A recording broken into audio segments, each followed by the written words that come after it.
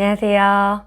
오늘은 불안을 다스리는 방법의 구체적인 과정, 단계를 여러분들께 안내를 드려볼게요. 불안하면 우리 몸이 일단 어떻게 반응하는지를 이해를 해볼게요. 자, 우리 몸에는 자율신경계라는 게 있어요. 그래서 이 자율신경계는 이제 몸 전체에 이렇게 얽혀 있고 신경회로 네트워크라고 볼 수가 있는데요. 이 자율신경계의 목적은 우리의 안전과 안위예요. 그게 가장 1순위예요. 자, 그러니까 자율신경계는 위험이 감지되면 가드를 올리고요, 몸에. 싸우거나 도주하거나 방어할 수 있는 태세를 갖추도록 몸을 준비시킵니다. 그렇지 않은 경우에는 다시 편안한 상태로 되돌리고요. 그게 자율신경계의 교감신경과 부교감신경이 하는 역할이에요. 구체적으로 말을 하면 우리가 어떤 불안한 상황에 맞닥뜨렸어요. 근데 내가 이 상황이 실제로 불안한 상황은 아닐지도 몰라요. 그런데 불안이 되게 높은 저라서 이 상황을 불안 상황으로 제가 느꼈어요. 몸이. 불안하다. 예를 들어서 제가 발표에 대한 불안이 있어서 한 5명 앞에서 발표하는 거였는데 갑자기 너무 불안해지는 거예요. 그러면 몸이 이렇게 불안감을 느끼겠죠? 그러면 그때 뇌는 이게 실제로 불안한 상황이건 불안한 상황이 아니건 위험 상황이다라고 그냥 판단을 내려버립니다. 그래서 바로 이 위험 상황에 대처하기 위해서 몸을 준비시켜요. 어떻게 준비시키냐? 위험 상황이다라고 하면 교감신경계가 활성화되면서 긴장을 하게 되는 거죠. 딱 근육이 이렇게 긴장되게 되고요. 쫙 조여주는 거죠. 그리고 호흡이 빨라지고 심장이 쿵쾅쿵쾅쿵쾅 뛰고요. 식은땀이 나고요. 나도 모르게 이렇게 주먹도 쥐어지고요. 뭐 이러한 그래서 내가 위험해서 대처할 수 있게끔 딱 뇌가 명령을 내려서 대처를 시켜버리는 거야. 아주 자동적으로 이 반응이 일어납니다. 이 부교감신경계는 이제 휴식이랑 뭐 소화 쪽과 관련이 있어요. 그러니까 우리가 편안하게 쉴 때라든지 우리가 일상생활할 때 소화도 잘 돼야 되고 그렇잖아요. 근데 계속 부교감신경이 아닌 과도하게 교감신경에 불이 계속 들어오면 어때요? 소화도 안 되고 그러니까 몸이 병이 나는 거죠. 이러한 상황이라고 보시면 돼요. 불안이 과도하면. 그래서 정리를 하면 뭐냐? 불안을 느끼면 이 자율신경계가 반응한다. 교감신경에 불이 들어온다. 그게 내 몸에 영향을 미친다라는 거예요. 다시 불안을 느끼면 내 몸이 반응한다. 아주 쉽게 말하면. 그러면 이 몸을 잘 다뤄주면 거꾸로 불안을 조절할 수가 있다는 거예요. 내 불안이 뭔지 이걸 관찰하고 이해하기 위해서는 내 몸에서 나는 신호를 잘 듣는 게 중요합니다. 몸은 다 알고 있거든요. 내 마음의 느낌들을. 근데 우리가 몸에 대한 느낌들에 잘 귀 기울이지 않아요. 실제로. 그러다 보니까 그냥 계속 아픈 거예요. 계속 아프고 계속 불안하고 이유는 모르겠고. 근데 내가 이때 이 신호들을 되게 기민하게 되게 빠르게 알아차릴 수 있으면 불안을 잘 다스리고 불안의 근원 원인까지 찾아서 그 부분을 다뤄줄 수 있다라는 거거든요. 그래서 우리는 몸의 소리 듣기 능력을 키워야 됩니다. 이 능력을 키우는 방법을 말씀을 드릴게요. 몸의 소리 듣기 능력이 커지면요. 경보를 크게 울리기 전에 미리 잡을 수가 있는 거예요. 심장이 두근거리려고 조금 할 때 그때 내가 미리 잡아서 워워를 시켜주면 경보 사이렌이 안 울린다는 거죠. 공황 발작까지 안 간다라는 거. 숨이 턱턱 막히고 숨을 못 쉬겠고 그러다 쓰러지기도 하잖아요. 거기까지 가지 않도록 우리가 미리 기민하게 불안의 신호를 알아차리는 거.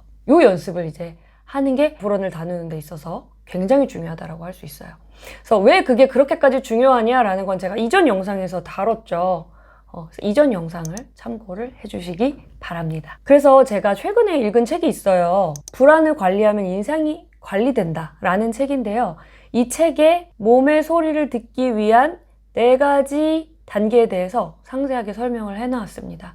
그래서 실제로 저도 읽어보니까 이게 상담에서도 많이 활용을 하고 있는 방법이더라고요. 그러니까 저도 이런 기술 자체를 제가 알지는 못했는데 이게 도움이 된다는 걸 아니까 저도 자연스럽게 이렇게 상담에서 쓰는 기법이거든요. 그래서 여러분들에게 도움이 되실 거라고 생각해서 한번 같이 나눠보도록 할게요. 가장 내가 빠르게 불안을 달래줄 수 있는 소매틱 기술 4단계를 말씀드릴게요. 왜 소매틱 기술이라고 하냐? 소매틱이 이제 몸적 이런 뜻이에요. 그 몸을 관찰해서 불안을 다루는 기술이라는 거죠. 요즘에 소매틱 심리치료 이런 용어들이 굉장히 많이 사용되거든요. 왜냐면 몸을 관찰하는 게 우리의 불안과 그 근원지를 찾는 데 굉장히 많이 도움이 된다라는 거죠. 왜냐면 우리가 언어를 쓰기 이전에 경험들이 우리에게는 굉장히 몸에 각인이 많이 되어 있기 때문에 단순히 인지적으로 뭔가를 풀어가고 다르게 생각해보자 이런다고 해서 불안이 갑자기 불안 장애가 없어지고 이렇지 않는다라는 거예요. 그래서 몸을 다루는 트렌드로 지금 많이 옮겨가고 있는데요. 이 단계로 들어가 보도록 하겠습니다. 첫 번째, 감각하기입니다. 지금 내가 근육이 긴장되고 있구나. 내 배가 이렇게 쪼이는 느낌이 드는구나. 목이 여기까지 차는 느낌이 드는구나. 목이 메이는구나. 얼굴이 붉어지는 열감들이 느껴지는구나. 그런 것들을 감각해 보는 게 1단계예요. 근데 우리가 이렇게 사회생활을 하고 살아가다 보면 이런 감각들을 끊임없이 마주하거든요. 근데 잘 지각하지 못한 경우가 많아요. 그래서 여기까지 왔을 때 지각을 해서 확 폭발해 버린다든지 쌓였다가 폭발해서 절연을 한다든지 이런 경험이 많거든요. 그리고 나중에 막 후회하는 거죠. 내가 거기서 그렇게 폭발하지 말았어야 됐는데. 근데 아주 관찰하는, 감각하는 그것들이 연습이 많이 되면 초기부터 그걸 느낄 수가 있어요. 점점 뭔가 긴장되는 것 같네? 뭔가 점점 뜨거워지는 것 같네? 그런 것들을 초기부터 느낄 수가 있다. 그래서 1번이 감각하기고요. 2번째는 관찰하기입니다. 이렇게 나한테 느껴지는 감각들을 관찰해 보는 거예요. 아, 지금 내가 근육이 이렇게 긴장되고 있거나 특히 어깨 부분이 그러네? 뭐 이런 식으로 그냥 평가 없이 그것을 묘사해 보는 거예요. 아, 어깨가 굉장히 이렇게 쪼이는 느낌이 든다. 근데 그게 관찰하다 보면 그 감각의 변화들도 느껴져요. 이게 어디를 타고 넘어간다든지. 아, 이제는 손 쪽이 점점 힘이 들어가네. 발이 저릿저릿하다. 이렇게 내 감각들의 변화가 느껴질 거예요. 그걸 이렇게 쭉 관찰해 보는 거죠. 그리고 그게 어떤 크기로 느껴지고 어떤 색감을 갖고 있고 뭐 이런 식으로 더 느껴보면 좋아요. 그래서 1단계 감각하기, 2단계 관찰하기고요. 3번째는 표현하기입니다. 내가 이렇게 느껴지고 관찰되는 이 감각을 언어로 표현해 보는 거예요. 방금 제가 한 것처럼. 뭔가 이 배가 울렁거리는데 배에 검은색 블랙홀이 들어있는 것 같아. 이런 식으로 표현을 해보는 거야. 그러면 우리가 사실 언어화라는 게 되게 중요한 게 내 불안에 영향을 미치고 있는 그 경험은 유년기 경험일 확률이 높다라고 제가 지난 영상에서 설명을 드렸잖아요. 그럼 그 경험은 내 몸에 각인돼 있지만 언어화는 되지 않았어요. 근데 내가 그 감각들을 언어화함으로써 내가 느껴지고 있는 그 감정과 거리를 둘 수가 있어요.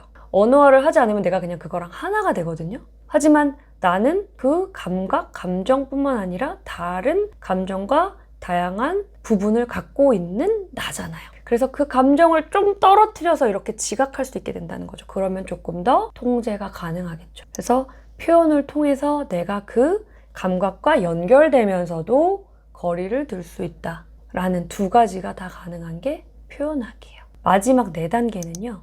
돌아보기입니다. 돌아보기는 이제 그 느낌을 숙고해 보는 거예요. 아, 내가 이런 경험을 느끼는 게 내가 참 이렇게 발표하고 평가받는다고 느끼는 자리에서 이러한 느낌들을 자꾸 갖게 되는구나. 불안이 이렇게까지 올라오는구나. 근데 이게 참 내가 어렸을 때 엄마한테 굉장히 많이 혼나고 맞았던 기억이랑 연결돼 있는 것 같다. 아, 내가 그때 정말 너무너무 외로웠구나, 무서웠구나, 위축됐구나. 이렇게까지 가보는 걸 숙고하기라고 해요. 그러면 이제 걔를 치유하는 작업까지 갈 수 있겠죠. 그 근원 경험을, 나의 불안에 자꾸 영향을 미치는 그 경험까지 작업을 할 수 있게 되는 거예요. 이렇게 4단계를 계속 가지면 불안이 굉장히 편안하게 관리되실 수 있다라는 거예요. 그래서 이 4단계를 우리가 불안이 확 오는 상황에서 갑자기 적용하려고 하면 될까요? 안 되죠. 불안에 압도돼 버리니까. 그러니까 편안한 상황에서 이 4단계를 5분씩 연습하시는 거예요. 하루에 5분 정도 시간을 만드셔서 눈을 감으시거나 편안한 음악을 들으시면서 어떤 지금 감각들이 느껴져. 관찰해보고 표현해보고 그거를 숙고해보고 난 주로 이런 감정들을 많이 느끼는구나 평상시에도 이런 식으로요. 그거를 연습해보면 우리가 불안한 상황에서 그게 바로 딱 적용을 할 수 있는 거죠. 이런 느낌이 드네. 이게 이런 지금 마음이구나 하면서 불안을 조절할 수가 있게 됩니다. 그 극한의 상황까지 가기 전에 교감신경계 스위치를 꺼줄 수 있어요. 괜찮아. 내가 이게 너무 중요해서 또 불안이 올라오네. 토닥토닥. 그래서 요 단계를 연습을 하시는 거 정말 중요하다. 아까 저도 상담할 때 항상 불안이 높으시면 이런 것들을 많이 연습을 하는 것 같아요. 연습하고 상담에서는 이게 나한테 어떤 경험과 연결되어 있는지 근본적인 치유 작업을 하려고 하고요. 실제로 집에서는 이런 부분들 많이 연습할 수 있도록 도와드리고 함께 연습을 하고 있습니다. 네, 들어주셔서 감사하고요. 도움이 되셨다면 구독, 좋아요, 알림 설정 부탁드립니다. 감사합니다.